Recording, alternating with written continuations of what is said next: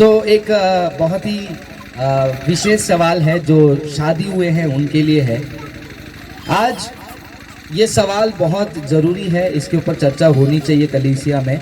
और मैं मानता हूँ कि ऐसे सवालों के वजह से कलीसिया में और परिवारों में फूट इसीलिए आती है क्योंकि देखिए, शादी एक चीज़ जो शादी है वो बहुत ही बहुमूल्य चीज़ है। इसको हमें समझना बहुत ज़रूरी है। शादी जो है दुनिया का एक रीति नहीं है। परमेश्वर ने शादी का शुरुआत किया, परमेश्वर ने नियुक्त किया। ये शादी जो है परमेश्वर के द्वारा नियुक्त है। पुरुष और स्त्री, पुरुष और पुरुष नहीं, स्त्री और स्त्री नहीं, पुरुष और स्त्री का शादी जो है परमेश्वर ने नियुक्त किया। अगर परमेश्वर ने पुरुष और स्त्री का शादी नियुक्त किया तो शादी से जुड़े हुए बहुत सारे और भी बातों को नियुक्त किया। उदाहरण के तौर पर जब परमेश्वर ने आदम और हवा को बनाया, आदम और हवा को बनाकर परमेश्वर ने उनको कहा तुम दोनों अब से एक शरीर हो।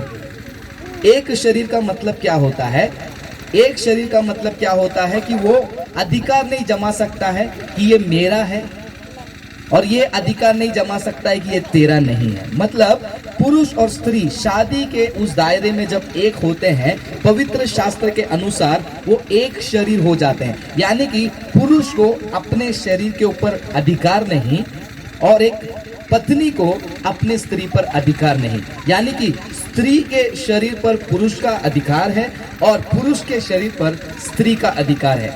ये जानकारी नहीं जानने के कारण बहुत सारे विवाह, बहुत सारे शादियां बिगड़ जाती हैं, परिवार उजड़ जाता है। ऐसे कई सारे परिवार हैं जहां पर पति और पत्नी के बीच में शारीरिक संबंध को लेकर बहुत लड़ाई, बहुत सारे आर्ग्यूमेंट और बहुत सारे झगड़े होते हैं।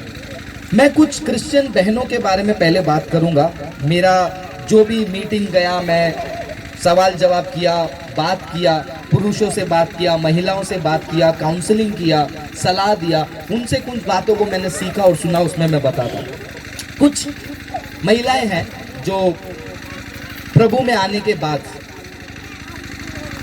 शादी के कुछ समय के बाद उनको लगता है कि अभी जो है मैं प्रभु में आ गई हूँ, प्रभु पवित्र है और मुझे ये गंदा काम नहीं करना है, शारीरिक संबंध पाप है, मुझे नहीं करना है। तो ये एक गलत अवधारणा बहुत सारे लोगों के अंदर है। बाइबल साफ कहती है कि परमेश्वर ने आदम और हवा को बनाया और उनको कहा कि तुम एक शरीर हो, और उनको आज्ञा दिया तुम फलो फूलो और बढ़ो। अब वो कैसे बढ़ेंगे, कैसे फलेंगे, कैसे फूलेंगे जब तक वो शारीरिक संबंध ना बनाए। केवल फलने बढ़ने का एक ही मकसद शारीरिक संबंध नहीं है, लेकिन मैं ये सवाल से जुड़े हुए बात को कर रहा हूँ। तो अर्थात परमेश्वर ने ये शारीरिक संबंध वाला क्रिया को भी अनुमति दिया।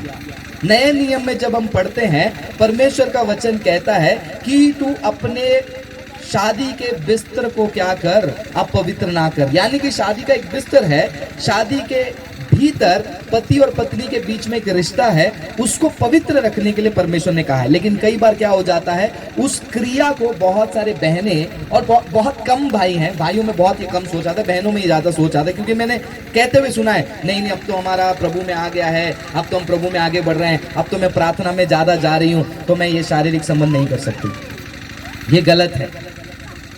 इस तरीके से क्या होता है, एक फूट पति और पत्नी के बीच में आता है। वो ना कहने लगते हैं उनको। ये ना कहने की वजह से पति को गुस्सा आता है, फिर वो गुस्से में दो चार शब्द बोलता है, फिर इसी बात को लेकर दोनों के बीच में लड़ाई होती है और कई बार परिवार टूट जाता है और कई बार क्या हो जाता है, डिवोर्स भी हो जाता है। ये केवल एकमात्र कारण नहीं है, ये एक कारण है। ये कारण के अलावा और भी कई कारण हैं, जैसे कि उनका कहना है कि अभी मुझे इच्छा नहीं है, मुझे मन नहीं है, मुझे कोई चाहत नहीं है।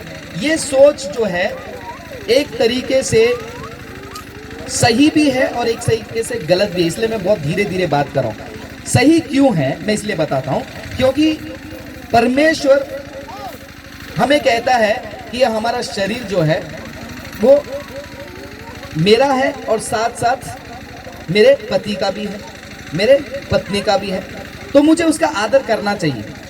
अब आदर का मतलब ये नहीं है कि मेरा शरीर को मैं तोड़कर मरोड़कर जैसे भी है उसको प्रस्तुत कर दूं। अगर मैं कमज़ोर हूँ, मैं दुखी हूँ, निराश हूँ, तो मैं ना कहूँ, मना करूँ, ये एक बात होती है। इस बात को मैं बहुत घुमा घुमा के बोल रहा हूँ, क्योंकि मैं वो डायरेक्ट शब्दों को नहीं बोलना चाहता। तो ये जो कमजोरी के कारण इन बातों को ना कहना ठीक है, चलेगा, लेकिन अगर शरीर में कमजोरी नहीं है फिर भी उस चीजों को ना कहना वो सही नहीं है बाइबल के अनुसार। अब हम बात करते हैं पुरुषों का। अगर पत्नी का ऐसा विचार है कि नहीं, मेरा कमजोरी है, मेरा ये है, तो बाइबल आपको भी सहनशीलता सीखने को कहती है। वो सहनशीलता के अनुसार आप इंतजार कर सकते हो, क्योंकि पवित्र शास्त्र में शादी केवल उस एकमात्र संबंध के लिए नहीं होता है।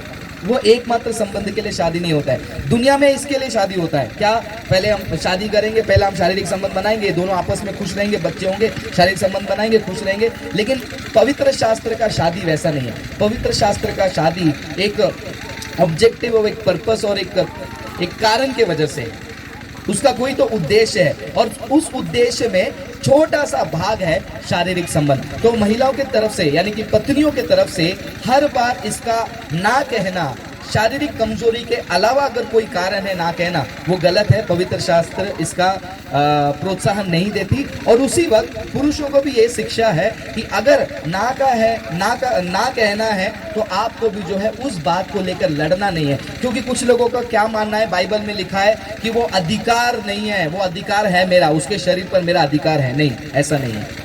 बाइबल कहीं पर भी जबरदस्ती वाले अधिकार के बारे में बात नहीं करती। इसलिए मैंने शुरू में उस अधिकार का मतलब आपको मूल समझाया।